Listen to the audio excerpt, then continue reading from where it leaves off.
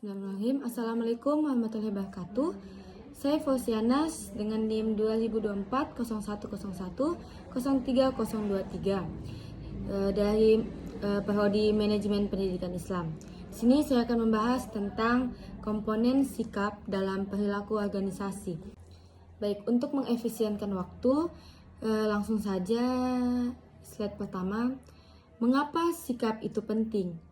Nah, sikap itu penting ada dua alasan utama. Yang pertama, membentuk interaksi dan kontribusi.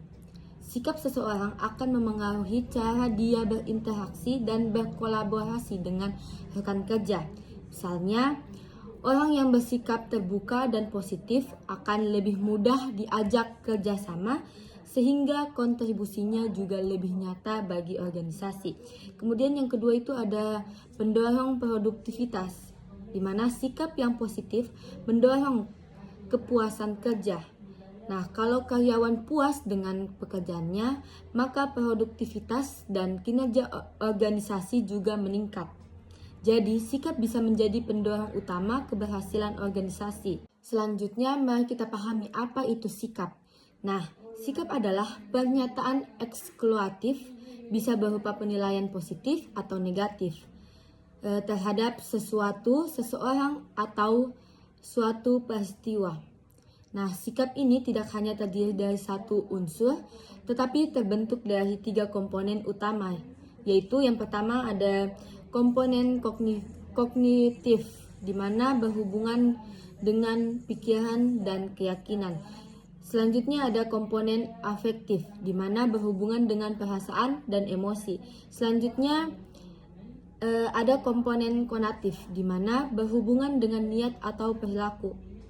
Komponen yang pertama adalah kognitif, yaitu bagian dari pikiran atau kepercayaan seseorang terhadap sesuatu. Ini merupakan dasar pengetahuan atau keyakinan yang dimiliki seseorang. Contohnya, saya percaya bahwa pekerjaan yang saya lakukan memberi dampak positif bagi klien. Dari contoh ini terlihat bahwa seseorang menilai pekerjaannya secara rasional dan positif. Komponen kognitif ini memengaruhi bagaimana kita berpikir, menafsirkan situasi, dan membuat keputusan dalam bekerja. Komponen kedua adalah afektif, di mana bagian yang berhubungan dengan emosi dan perasaan kita terhadap sesuatu. Nah, disinilah muncul perasaan senang, bangga, marah, atau kecewa terhadap pekerjaan kita. Contohnya, saya merasa senang dan dihargai setiap kali saya datang bekerja. Komponen afektif ini sangat kuat karena berpengaruh langsung pada motivasi dan keterlibatan kita di tempat kerja. Kalau kita punya perasaan positif, kita cenderung lebih semangat dan berkomitmen. Selanjutnya ada komponen konatif, di mana kecenderungan untuk bertindak atau berperilaku dengan cara tertentu. Biasanya ini muncul sebagai hasil dari pikiran atau kognitif dan perasaan atau afektif. Contohnya, saya akan bekerja keras dan secara proaktif mencari solusi untuk masalah ini. Komponen konatif menunjukkan niat dan tindakan nyata seseorang. Nah, inilah yang akhirnya berpengaruh langsung terhadap kinerja dan hasil kerja seseorang. Nah, untuk memudahkan memahami tiga komponen tadi, kita lihat contohnya pada kepuasan kerja. Yang pertama itu ada kognitif, di mana seseorang percaya bahwa pekerjaannya menantang dan memberi peluang berkembang. Kemudian yang kedua ada afektif, di mana dia merasa senang, bangga, dan bersemangat terhadap pekerjaannya. Kemudian yang ketiga ada kolektif, di mana dia bertekad untuk terus bekerja dan memberikan hasil terbaik. Jadi sikap positif terhadap pekerjaan bisa meningkatkan loyalitas dan produktivitas. Nah, di sini ada faktor-faktor yang memengaruhi sikap, di mana yang pertama itu pengalaman pribadi. Nah, pengalaman masa lalu akan membentuk cara seseorang menilai dan bereaksi terhadap sesuatu. Kemudian yang kedua, lingkungan kerja dan budaya organisasi.